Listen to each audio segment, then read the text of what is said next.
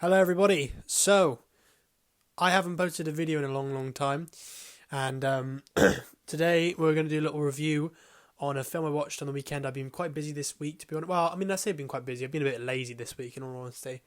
In the sense that I've just been a bit lazy. But I'm getting back into it now. We're going to be doing a corner shop shoot tomorrow, which is good. And basically, I watched a film the other day, and I have to talk about it because I thought it was really, really good, called Gangster No. 1. It was on Netflix. It recently came out. It was a gangster film. It was like top 3 on the Netflix film kind of thing. And I was like, I have to watch this. And wow. Oh, that's my phone. Sorry. It was very good. It was a really, really good film. I really enjoyed it. And I don't really understand how underrated it is. Like, the film is about basically this kind of gangster who starts off as this low gangster working for this organised crime group led by, I can't remember the guy, but the same guy plays Lupin in Harry Potter, I can't remember his name. But he basically runs this organised crime group, and this guy, who's the main character, comes in, and he basically learns off them. That's how he does his work, and eventually he wants to be the top dog. And it's quite a simple story, but he eventually does become this top person, by doing very scandalous things in the mafia business to get him to that level. And it kind of follows the story of him eventually to his death. So yeah, I just spoiled the film pretty much for you, so sorry about that. I spoil the film all the time. But it was a really good film. So the first thing, and the first like 10 minutes were really interesting because it was framed really weirdly, and I loved it because it was almost like people were speaking and it was like focused on something else. So let's say somebody is like in the foreground, like where that Terminator poster is there. Somebody was speaking there, and then I'd be in like perfect focus speaking, like not even like looking around. I thought it was really good. It was just out there. It was just unique, and it worked. And the beginning scene was like that, and I didn't know where to look, or I didn't know what was. I don't know if it was. Hopefully, it's not an accident, but the technique of it was like it was quite like just uncomfortable to watch because it just didn't make much sense because I'm not used to that. The camera wasn't kind of guiding our eye, but I thought it was really, really good. The very beginning bit. I don't know if it was like there was some sort of Belgian production company or a kind of foreign production company. So I don't know if that has anything to do with the kind of style of the film, because obviously different countries kind of have different styles in the way they make kind of films. So I don't know if that had anything to do with it. Hopefully it did, because I think that'd be really, really cool if they've kind of got it off a different, like a cinematic style from like a different country. I don't really know. But what I do know is that was a really cool like intro. And then we also had the main actor, Ian something, the guy of Clockwork Orange, I forgot his bloody name, Malcolm something.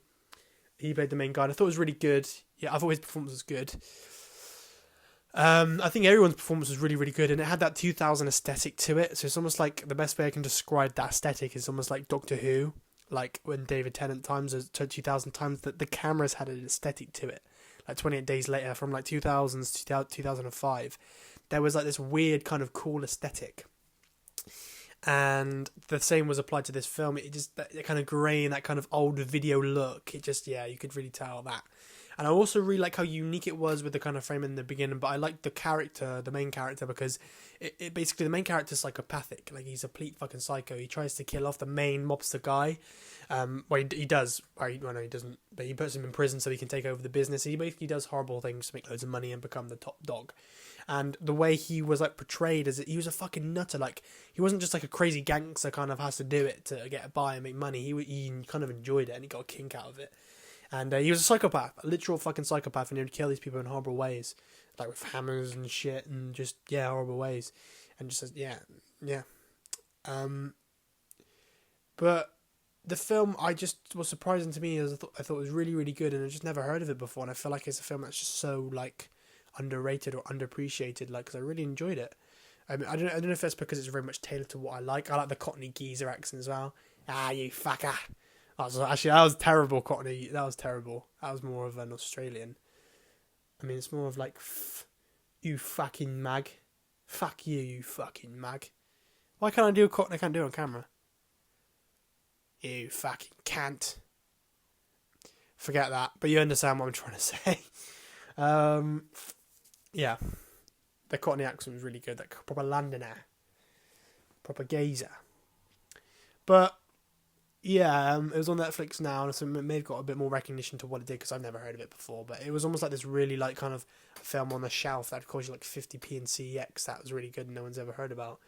So that was that. That was that. I think it was paced well as well. I think the story structure was good. It was quite simple. Like, you know, we've kind of seen that story where somebody who's in low levels wants to kind of become the big boss. But I think it kind of told it in a different way in the sense that the characters are a bit different. I think that obviously, you know, as I mentioned about the psychopathic character, but I think the structure was a bit different. It kind of kept us within the gangster environment. It didn't really kind of explain. It was a very kind of gangster central. It wasn't nothing really outside of that, which I quite liked. It wasn't like almost like their daily lives sort of thing. It was almost like they were just gangsters just doing lots of kind of crime work, which I think is really, really good. The one issue I did have, and it is actually a somewhat big issue, I think it's just a silly mistake, but basically, when the years go by, like 30 years go by, and the main character's done loads of business, he's done really well for himself. The big boss, who was originally the big boss, basically he's released from prison because he's charged with murder because the guy sets him up. Anyway, he comes out of prison, and obviously all these actors now from 30 years all are portrayed old. So they're basically, obviously, just the actor with like old makeup on, like wrinkles and grey hair and shit. This was really strange because there was two different actors for the main character. I can't remember their names, but I can't really explain it, but there was two different actors, and basically what happened is when we got to those 30 years after, it just looked ridiculous because the guy, I think the main character who portrayed the main character throughout the film should have just had grey hair and had all the makeup and shit on, and that's that. And yeah, that should have just been that, and we could. And then obviously they want to use the main character because he's a big actor basically from Clockwork Orange. They want to use him, and I get that. So they should have probably used him in the last 5 minutes. Still done narration because he's got a really nice voice, and then just him reflected on his life in the last 5 minutes or the last few minutes, or maybe not even include him at all because it just looks silly because he looked too aged. He looked way too aged, and everyone else looked somewhat aged, and he looked completely different, and he just looked really aged, and I think it was just silly and it was just stupid. Because he looked like 70 when he was meant to be like 50. It just looked dumb, and it looked like two different people, and it wasn't believable in any sense because everybody else was the same person in old makeup or just looking old, and he wasn't.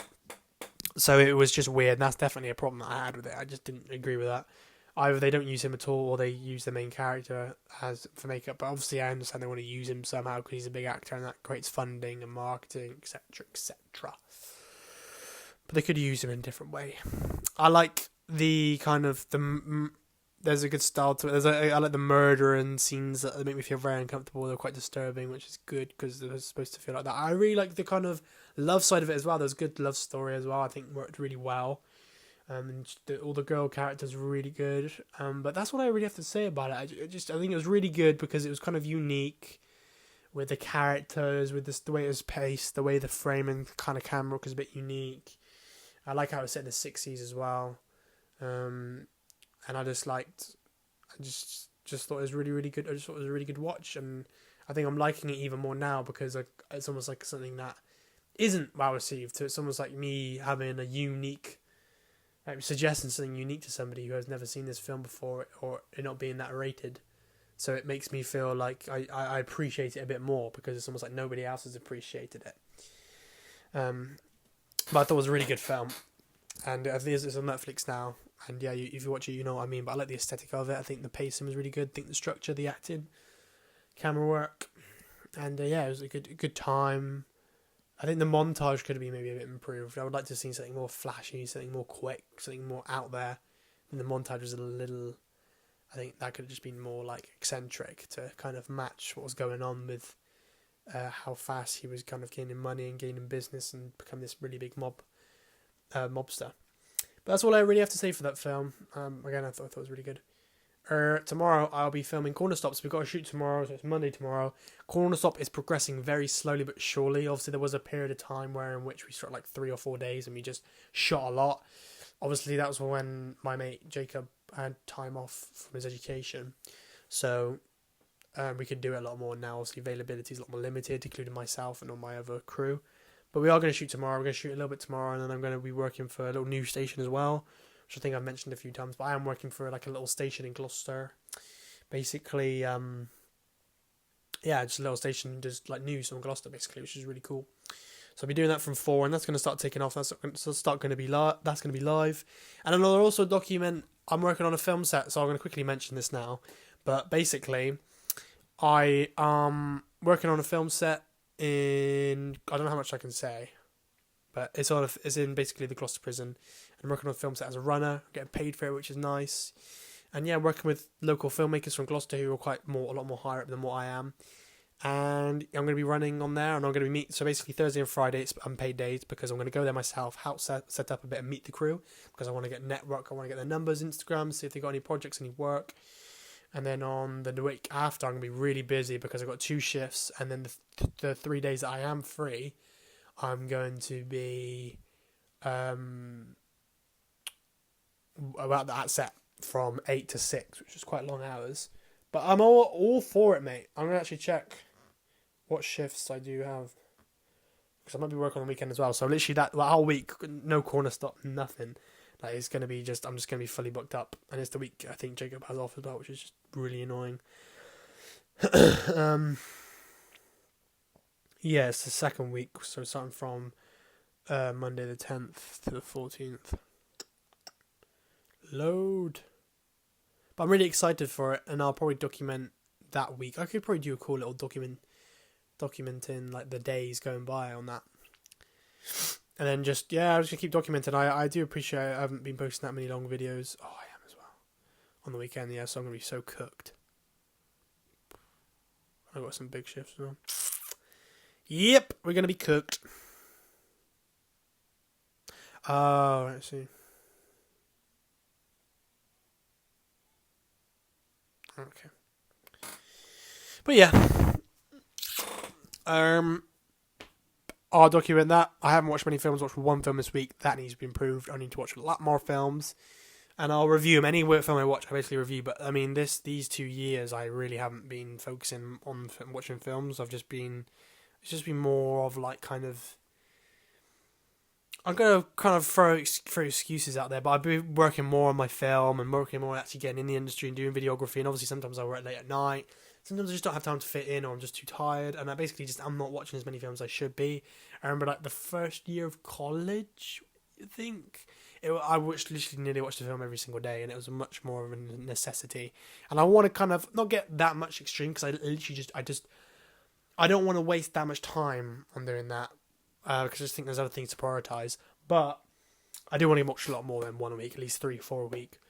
And watch some more old films. But any film I watch, I'll always do a little review. But that's it. That's what I have to say, people. I'll be uploading tomorrow for Corner Stop Day 7. And again, as I said, that film's slowly but surely. It's only going to be a small shoot, but it's a step forward.